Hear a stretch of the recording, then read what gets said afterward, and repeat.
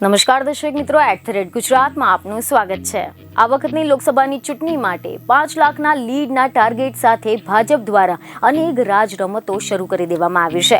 ભાજપ દ્વારા નાનામાં નાની બાબતોને ધ્યાનમાં લેવામાં આવી રહી છે અને આ જ કારણ છે કે ભાવનગર લોકસભા બેઠક માટે કોળી સમાજના મતદારોને પોતાના પક્ષ તરફ ખેંચવા માટે ભાજપે માઇક્રો પ્લાનિંગના મહારથીઓને મેદાનમાં ઉતાર્યા છે, જેમાં ભાજપે આ બેઠક પર નીમુબેન બાંભણિયા પર પસંદગી ઉતારી છે। તો બીજી તરફ ઇન્ડિયા ગઠબંધનમાં આ બેઠક પર આમ આદમી પાર્ટીના ઉમેશ મકવાણાને ટિકિટ મળી છે, એટલે કે આ વખતે ભાવનગર લોકસભા બેઠક પર રસાકસી ભર્યો જંગ જામવાનો છે, કારણ કે આ બંને પક્ષના ઉમેદવાર એક કોળી સમાજમાંથી આવે છે।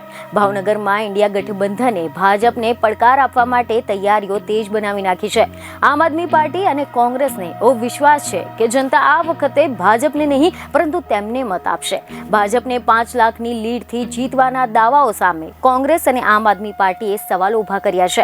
તમે જણાવી દઈએ કે ભાવનગર લોકસભામાં કુલ 7 વિધાનસભા સીટ આવે છે, જેમાં ભાવનગર પૂર્વ, ભાવનગર પશ્ચિમ, ભાવનગર ગ્રામ્ય, તળાજા, પાલીતાણા, બોટાદ અને ગઢડા છે અને આ 7 વિધાનસભા બેઠકમાંથી 6 બેઠક પર ભાજપના ધારાસભ્ય છે અને બોટાદ એક એવી સીટ છે કે જેના પર આમ આદમી પાર્ટીના ધારાસભ્ય ઉમેશ મકવાણા છે। હવે જો આપણે આ બેઠક પરના જે જ્ઞાતિ સમીકરણો છે તેની જો આપણે વાત કરીએ તો અહીંયા ભાવનગર બેઠક પર કોળી સમાજનું સૌથી વધારે પ્રભુત્વ છે।